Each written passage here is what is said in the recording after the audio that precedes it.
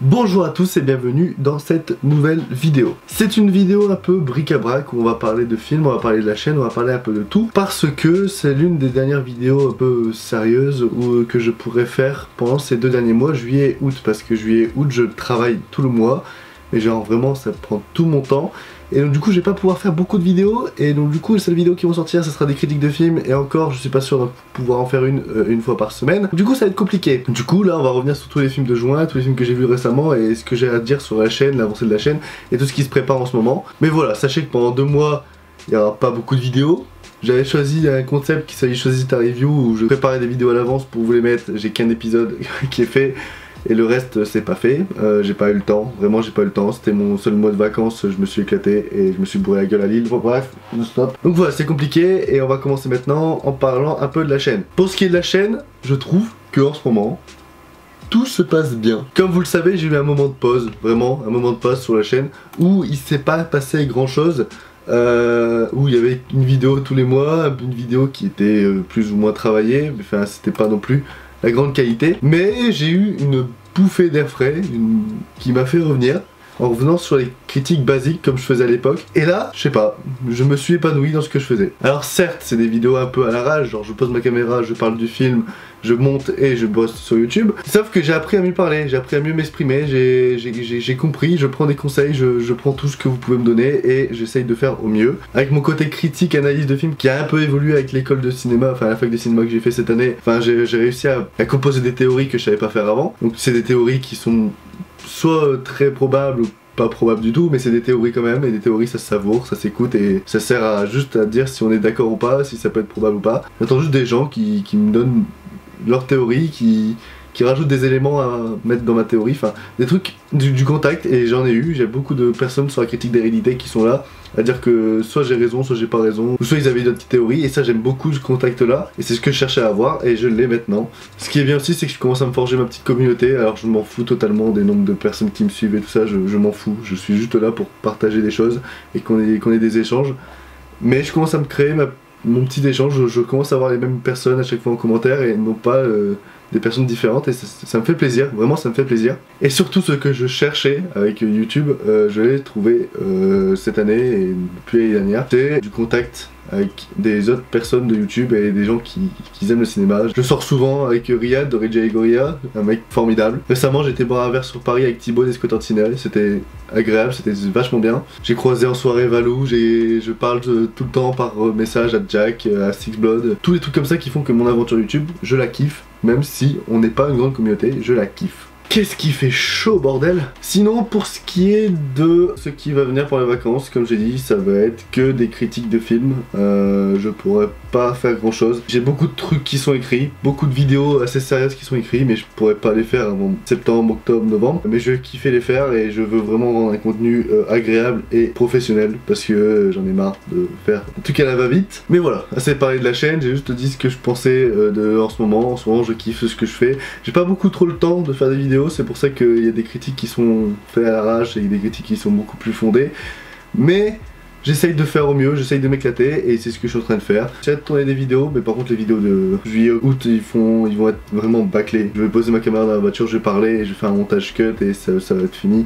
Il n'y aura pas de côté analyse derrière, de réflexion, c'est je vais sortir du cinéma, je vais prendre ma caméra et je vais faire ma critique comme ça en marchant jusqu'à ma voiture, mais au moins vous aurez du contenu et je vais faire un truc qui va essayer de changer et tester d'autres choses qui sont beaucoup plus efficaces. Je vais faire au mieux, mais vous inquiétez pas, ça va être par plaisir, et si je mets la vidéo sur YouTube c'est que je serai fier du résultat final. Sinon on va parler de quelques films que j'ai vus dans le mois et qu'il faut absolument que je vous en parle. Bref, récemment j'ai vu Sicario 2. Pour Sicario 2, pour moi il est du même niveau que le premier, pour moi ça va être une des meilleures trilogies, une des meilleures sagas de ces 10 dernières années avec La Planète des Singes. C'est fondé, c'est respectueux du matériau de base, ça essaye pas de faire comme Denis Villeneuve, ça change beaucoup dans le genre, la réalisation est soignée, les personnages sont toujours aussi intéressants et ça a des couilles. Il y a vraiment des partis pris qui sont pris dans le film qui sont vraiment intelligents et qui sont vraiment traumatisants pour le spectateur. Par exemple, si je dis balle dans la tête, vous allez comprendre. Rien que ça, même si c'est pas non plus abouti et propagé pendant tout le film et il connaît vraiment une conséquence, et bah quand ça arrive, bah on est dans le mal. On est dans le mal, c'est le meilleur personnage de la saga, donc potentiellement on a un attachement qui est hyper fort et quand ça se passe, bah on est dans le mal. Vraiment, on a une petite larme qui coule et ça fait mal. Sicario 2 c'est une tuerie, Sicario 2 faut aller le voir, et je vois qu'il fait pas beaucoup d'entrées au box-office et ça pète les couilles parce que c'est vraiment le genre de film qu'il faut aller voir et qui est hyper intéressant et qui est bon pour le cinéma en général. Par contre après le côté action, je comprends pas pourquoi on appelle film d'action, parce que les scènes d'action ne durent pas plus de 5 minutes. Et c'est des scènes d'action qui sont beaucoup plus concentrées sur l'émotion que sur l'action en elle-même. Donc du coup, il n'y a pas un côté grandiose, il y a plus un côté du est-ce qu'ils vont s'en sortir ou pas, et qu'est-ce qu'elle va faire cette personne-là, et qu'est-ce qu'elle va faire celle-là, qu'est-ce qu'elle pense cette personne-là. Enfin, c'est beaucoup plus basé sur l'émotion que sur l'action en elle-même. Donc pour moi, le côté action, c'est pas un film d'action. Et il y a un plan séquence au début qui est magistral sur une attaque terroriste, il est magnifique. Voilà, c'était ma petite critique sur Sicario. Maintenant j'ai vu aussi Budapest de Xavier Jans. J'en attendais pas grand chose, mais l'enchaînement des critiques positives sur ce film m'a fait aller le voir. Et je suis pas déçu, c'était vachement drôle, c'était putain de bien, sauf la fin. Mais c'était putain de bien. Tous les acteurs sont excellents, Jonathan Cohen, mon dieu, je t'aime. Monsieur le Pouple est tellement bien. Et la réalisation des Xavier Jans est très référencée. Ce qui peut faire plaisir ou ce qui peut dégoûter, moi ça m'a fait plaisir. C'était vachement bien de voir une comédie française qui porte ses couilles et qui va dans son délire jusqu'au bout. Tous les personnages sont complets. Ils ont un point A, ils vont jusqu'au point B et ils font pas de détour, machin. C'est vraiment, tout est lisse, tout est bien fait, tout est bien construit. Le scénario à des moments il est un peu longué, à des moments il est un peu lourd. Il y a des moments aussi il est pas très original, mais c'est un scénario écrit par Manu Payette, donc du coup on a des personnages absurdes, on a des situations totalement absurdes et ça fait plaisir, et tous les acteurs dedans sont une tuerie et la musique est folle. Il y a des moments où la musique est vraiment folle. Enfin pour moi c'est une des meilleures comédies françaises qu'on aura cette année et ça fait vraiment plaisir et vous pouvez aller le voir, c'est pour tout le monde et ça fait tellement rire. J'étais mort de rire, il y a des moments où je pleurais de rire, et surtout c'est des moments que j'ai aussi vécu en soirée et qui sont assez drôles. Voilà. Et il n'y a pas plus tard qu'hier, j'ai été voir Les Indestructibles 2. Et qu'est-ce que je pourrais dire sur ça? C'était génial. Il y a des défauts, c'est des choses à redire. Pour moi, c'est légèrement inférieur au premier, mais ça fait tellement plaisir. C'est dingue parce que pour moi, Indestructible 2, c'est le contre Captain America Civil War. Alors j'aime bien Captain America Civil War, mais c'est pour moi le film qui va le tacler en tout. Le film en disant regarde je peux faire mieux que toi, regarde moi mon film est beaucoup plus cohérent que le tien pour plein de choses. Rien que les lunettes, à un moment il y a l'hypnotiseur qui est méchant, qui est l'un des défauts du film parce qu'il est pas très fondé et on voit vite le retournement final arriver, mais le méchant a des lunettes qu'il met sur les super-héros pour qu'ils sont à sa merci. Et donc du coup ça permet de faire des combats entre tous les super-héros qu'il y a dans le film. Ça veut dire Freezer contre la Dame Élastique, Monsieur Indestructible contre sa femme, enfin des trucs comme là dans Captain America Civil War entre Iron Man et Captain America, sauf que là le tu étais au courant, bah il marche pas, foncièrement il marche pas parce qu'on n'avait pas de scène avant qui préparait ce retournement, alors que là ils ont un combat entre les deux parce que juste c'est le méchant qui les contrôle à cause des lunettes, et donc du coup c'est pas incohérent, hein, c'est pas comme dans Captain America Civil War, vous voyez.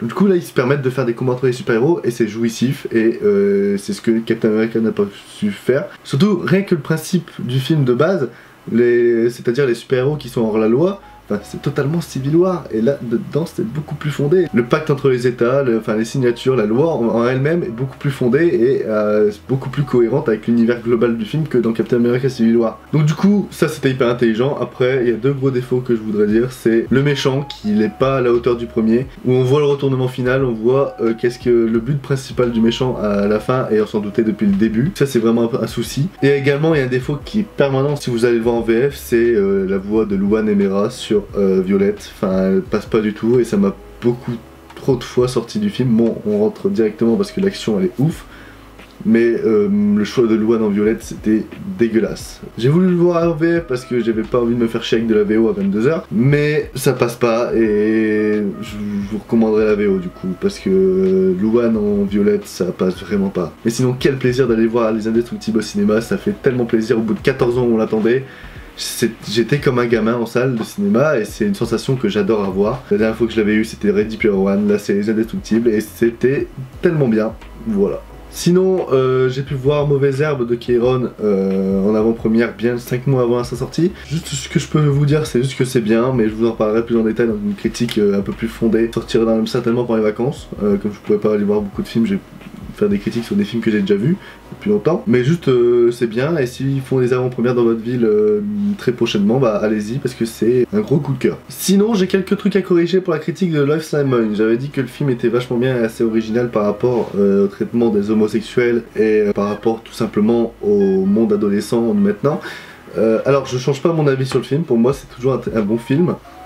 Par contre la critique de Durandal, et j'ai pas l'habitude de faire ça, de corriger une critique par rapport à une autre critique, parce que de base c'est un avis subjectif, sauf que la critique de Durandal m'a ouvert les yeux sur le classicisme de ce film et la niaiserie de ce film. J'y pensais déjà, mais c'était beaucoup plus inférieur à ce que je pense maintenant. Pour moi le film est niais et c'est un truc incontestable et traite le sujet de façon très distancée par rapport à ce qui devrait être traité maintenant. C'est genre il prend beaucoup de recul, il essaye pas de rentrer totalement frontalement sur le sujet de l'homosexualité et c'est pour moi maintenant un défaut, c'est rien que le bisou, comme Durandal y parlait, le bisou ne paraît faux parce que ils vont pas plus loin. Ils vont pas plus loin comme le faisait 120 morts par minute avec la scène de sodomie par exemple. Je demande pas à ce qu'ils fassent ça dedans, mais rien qu'un long bisou ou juste une scène de préliminaire par exemple, ou juste des gens qui s'embrassent et un coton noir pour dire qu'ils vont baiser.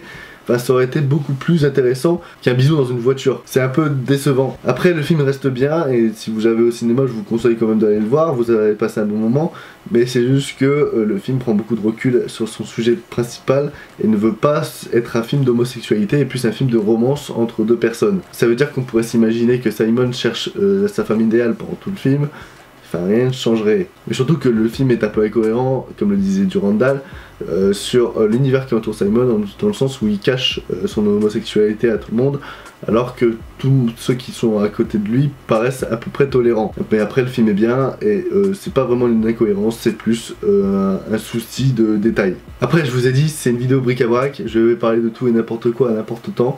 Là je vais juste faire un peu ma pub. Si vous voulez me suivre sur les réseaux sociaux, n'hésitez pas à me suivre sur Twitter avec le @newluan et sur Instagram avec exactement le même pseudo. Également pour ceux qui sont pas au courant, j'ai une page Twitter où je parle de catch, qui est ma deuxième passion avec le cinéma. J'hésite à en faire une chaîne YouTube, pour l'instant je vais pas le faire maintenant parce que j'ai pas beaucoup de temps, mais à mon avis à la rentrée il risque d'avoir une chaîne YouTube qui va parler de catch. Mais sinon j'ai déjà la page Twitter, c'est @frèrecatcher, je tiens cette page de catch avec un de mes potes qui est également fan de catch. Et on parle de tout et n'importe quoi, donc si vous vous intéressez au catch, n'hésitez pas à venir me suivre, et la chaîne YouTube devrait ouvrir à la rentrée. Mais je risque quand même de parler de catch dans la scène de cinéma, en faisant des petits rapprochements entre catch et cinéma, ça pourrait être assez intéressant, et la vidéo est déjà écrite. Sinon j'ai quelques nouvelles à vous donner par rapport au prochain court-métrage. Il y en a un qui va sortir normalement pour début décembre, ou fin décembre. Il est en préparation, il est écrit, je suis en train de tout mettre en ordre. Ça va pas durer longtemps, ça va pas être un court-métrage aussi long que Staying Alive, mais ça va être bien. Ça va être bien, ça va être très bien. Et sinon, bah j'ai plus rien à vous annoncer d'ici là, mais voilà. Je vais essayer de revenir, je vais essayer de faire sortir des contenus, je vais essayer de progresser, je vais essayer de progresser, donner du bon contenu. J'ai envie de faire évoluer cette chaîne, j'ai envie de faire augmenter cette chaîne, j'aimerais avoir plus d'avis critiques sur ce que je fais, sur ce que je pense, et me donner des conseils, tout simplement, c'est tout ce que j'attends. Sur ce, je vous dis à la prochaine pour de nouvelles vidéos. Ciao tout le monde, peace. Putain, là je vais devoir faire un enchaînement, tourner vidéo, mais je vais monter celle-là. Et je parle à Luan du futur. Est-ce que tu peux mettre ma chaîne, le lien de ma chaîne là? Voilà, abonnez-vous juste ici.